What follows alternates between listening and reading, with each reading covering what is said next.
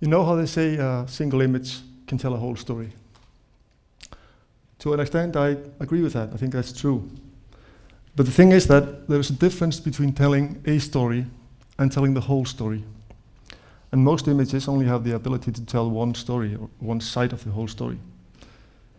Another problem is that sometimes we don't even know if that story is true.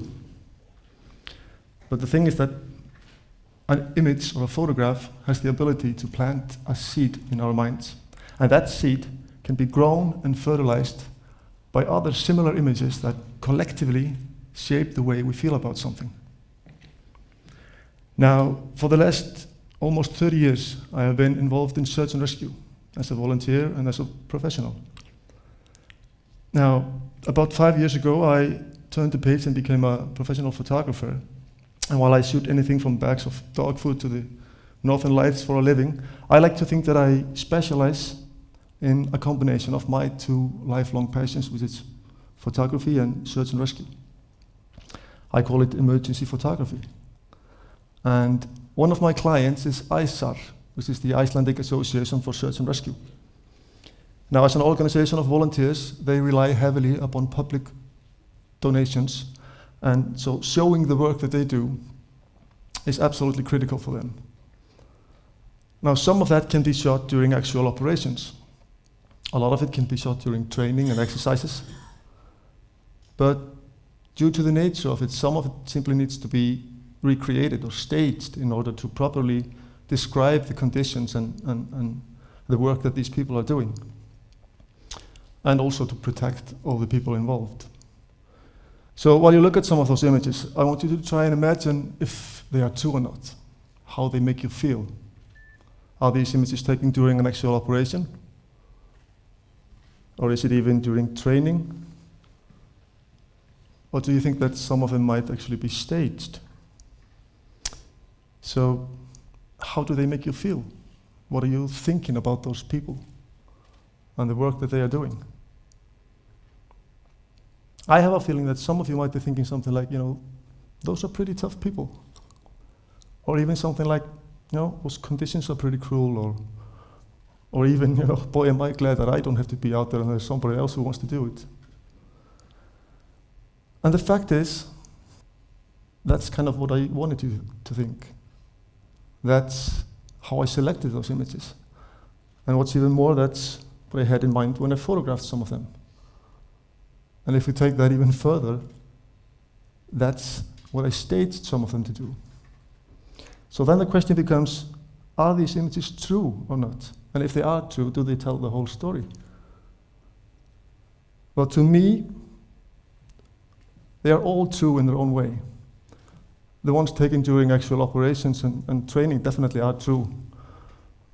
And the ones that are staged can also be argued to be true, because they describe actual conditions and actual operations, much like a written text would do. Is it the whole story, though? Absolutely not. I mean, there's still a lot of less important or less sexy things that they do. There's all those meetings, there's all that planning and fundraising and all that different stories. But those are stories that are perhaps less likely to get people to part with their money in order to fund this important work.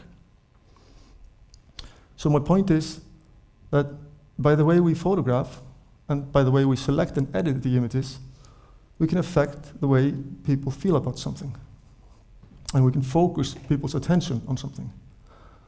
And I want to tell you a story about when images, and my own images in that case, refocused my attention on something. About 2 years ago, I took on the role of team leader and photographer for a team of people setting up wireless internet connections and mobile phone charging for refugees in some of the Greek islands. Now, this was my first contact with this crisis. And like most people, I had almost become used to images of suffering and sorrow and hopelessness. So that's what I prepared to photograph. That's what I thought my images would be conveying. But instead, I felt hope. And I saw a lot more smiles than I expected I would see. And I felt a lot of gratitude from those people for what we were doing there. So that's what I photographed instead. A different story. A story that is indeed a very, very narrow perspective on this crisis, but it's still a true story. Much like all the images of suffering and sorrow and hopelessness that we've seen also show a true story. But this still refocused my attention on this crisis. I realized that, of course, there's no one simple story, there's no one simple truth. In fact, the truths are probably as many as the stories of those people. Our versions of the truth, however, as onlookers to this crisis, are shaped by what we are shown and the images that we look at. And then the seeds are planted, and those seeds, they grow into being our emotions and into being our feelings, and ultimately into being our opinions. Now, this ability of the photograph to refocus our attention on something became even more evident to me when I got home and edited my images from this mission. From thousands of images, I narrowed my selection to about 30 to 50, describing the work we were doing there and the effects that it had. And I started seeing and feeling things that I had not seen or felt when I was there. Even having been there and spoken to the people and listened to their stories, the collective impact of my own images still had an added effect on me afterwards. And mind you, not the quality of them, since I regard most of those as snapshots, and I'm probably my own harshest critic, but rather the content, and mainly the collective effect of that selection. And this made me think about my own emergency photography. See, my whole life has been search and rescue. Since I was 16 years old, I've been more or less completely immersed in search and rescue.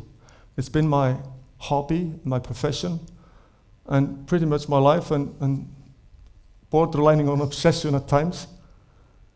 But still, looking at it through the lens of a camera made me see things about it I had not seen before. I suddenly gained more respect for those people and more respect for that work.